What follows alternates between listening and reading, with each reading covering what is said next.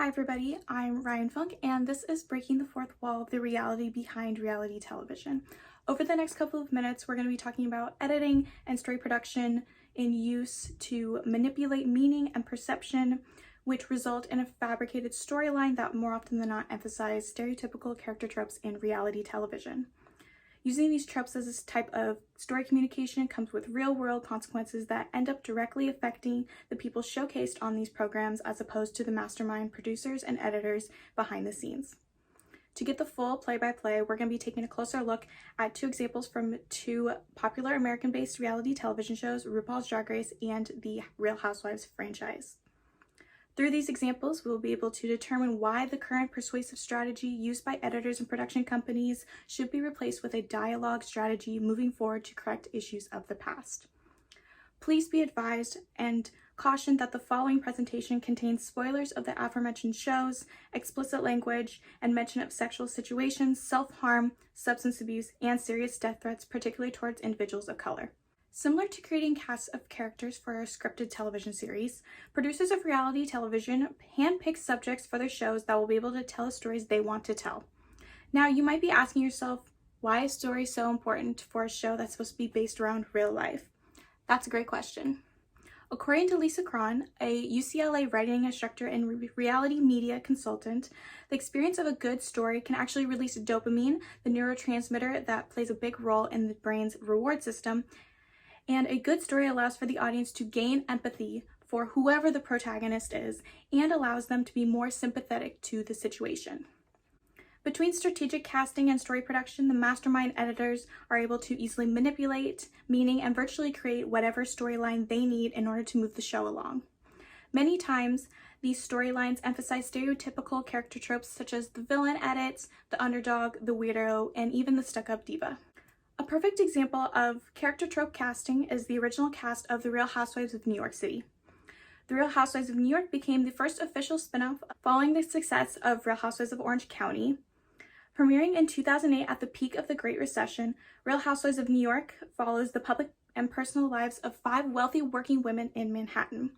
The cast includes entrepreneur and health chef Bethenny Frankel, aka The Underdog, author and model Luann de Lesseps, aka The Classy One, actor and graphic designer Alex McCord, the odd one out, entrepreneur Ramona Singer, the dramatic girl boss, and businesswoman and philanthropist Jill Zarin, the loudmouth. As is the case with most of the Housewives shows, these women have loose connections to each other, but more often than not, the viewer gets the opportunity to see these relationships build on screen. The tropes that these women represent then come together in situations and storylines throughout the season to 1, create entertainment, and 2, tell the stories that the producers want to convey and what they want the viewer to feel about these women. Another one of my favorite examples of trope casting is from season 10 of RuPaul's Drag Race, a drag competition series hosted by RuPaul that brings a group of queens together to compete in weekly challenges to determine who will be America's next drag superstar. And on season 10, America was introduced to the Vixen, a black drag performer from Chicago, Illinois, whose entrance line in the workroom was, "I'm just here to fight." And fight is what she did. Fight for what she believed in, that is. After getting into an argument with fellow contestant Aquaria, a white queen from New York City, on the 3rd episode, the Vixen makes RuPaul's Drag Race history by breaking the fourth wall and calling out the creation of the narrative of an angry black woman at the expense of the white girl. Through a variety of other instances from the season that we don't have time to get into right here, the Vixen felt as though she had been disrespected not only by the show's producers in an attempt to secure Emmy nominations that year, but also by the show's host and mentor, RuPaul. In a 2020 interview, the Vixen said, "There is no doubt that I have shifted culture in a very big way, and whether people like it or not, they think about the way Black queens are viewed differently because I was on Drag Race and you can't take that away from me." The Emmy Award-winning lead editor of RuPaul's Drag Race, Jamie Martin, said in a 2020 interview that she and her team are not out to get the queens in terms of the final edit. They're trying to maintain the heart of these girls in every possible way. This statement seems to juxtapose the experience of not only contestants from all seasons of RuPaul's Drag Race, but a plethora of other reality TV personalities. By being able to manipulate perception, producers and editors can create whatever kind of narrative they want, real or fake. They know what will get them ratings, they know what will get the people talking on social media, they know how to influence an audience. But what they don't know is how damning the real-world consequences of these manipulations and tropes can be. After a nearly 30-year career, model and actress Denise Richards took on a new role as a Real Housewife. Richards joined The Real Housewives of Beverly Hills for its 9th season, starring alongside Kyle Richards, Lisa Vanderpump, Lisa Rinna, Erica Girardi, Dorit Kemsley, and Teddi Mellencamp. Following a rather peaceful freshman season, Denise was in for the ride of her life when she realized that she was the chosen target for the 10th season, with allegations of a secret affair with Brandi Glanville, a former Beverly Hills cast member, being brought up explicitly while on a group trip to Rome. After these allegations are brought up by Teddi Mellencamp during a group dinner, Denise famously yells, "Bravo, bravo, effing bravo," as a signal to production that she doesn't want this to make the final cut of the episode, which, spoiler alert, it does. Denise continues to shock everyone by agreeing to show up to the Beverly Hills reunion at the end of the season, after it was revealed that she had sent cease and desist letters to cast and production following the Rome trip. Richards explained that she had felt that she had been the target of the season, to which castmate Lisa Rinna refuted, saying that Richards was the one gaslighting her castmates the entire time.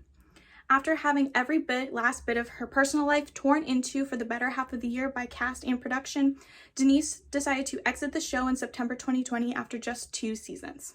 This is a trigger warning for our last example of real-world consequences, as it includes mention of self-harm, substance abuse, and death threats. Please continue with caution.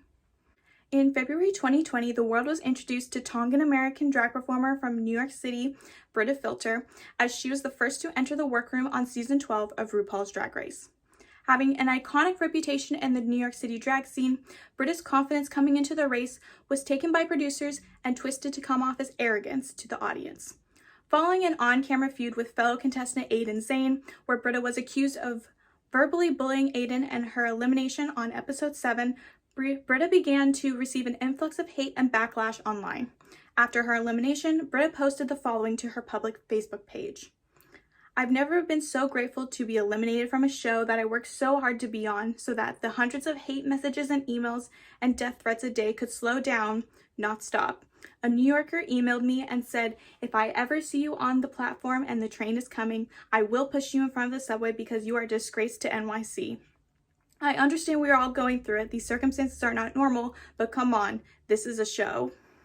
After announcing that she was leaving social media indefinitely, there was an outpouring of love and support from fellow contestants from the season and alumna of the show, but no explicit address of the issue by any of the show's social media accounts. Brita slowly began to return to social media after the season had finished airing in the US, but soon realized that she was in for another wave of hate as the show began to then air across different countries, sending her into a downward spiral. In a 2020 interview, Brita opened up about the incident. Quote, "I tried to hurt myself. I woke up on the floor in my room after doing an entire 8-ball of cocaine and drinking an entire bottle of Tito's and taking every drug I had. I threw up and I passed out on my floor the next day. And I knew that I had to do something because I was going to hurt myself, and so I had to take a step back." End quote. Brita has since moved out of New York City for the time being and is leading a sober lifestyle surrounded by friends and family. Producers and editors of reality TV often use a persuasive strategy or a two-way asymmetrical model of communication to communicate with their main stakeholder group, the viewing audience at home. They use this strategy because it makes the stakeholders feel good, as though they were being satisfied. The organization gives the stakeholders what they want, dramatic, nail-biting, cliffhanger storylines, and the stakeholders then give feedback via discussing it on social media, interacting with the cast, interacting with show accounts, etc. The organization benefits not only with increased ratings, but also buzz and publicity from earned media.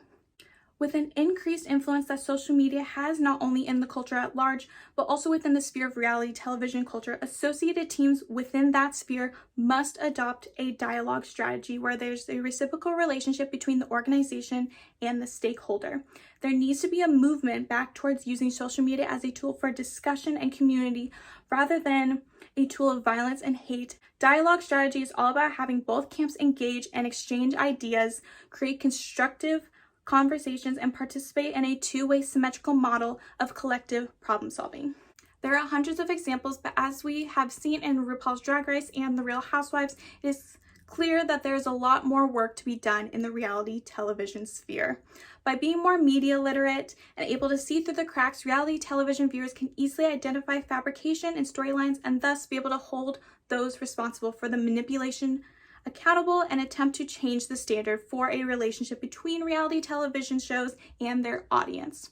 The best type of media is the one that you can critique and enjoy.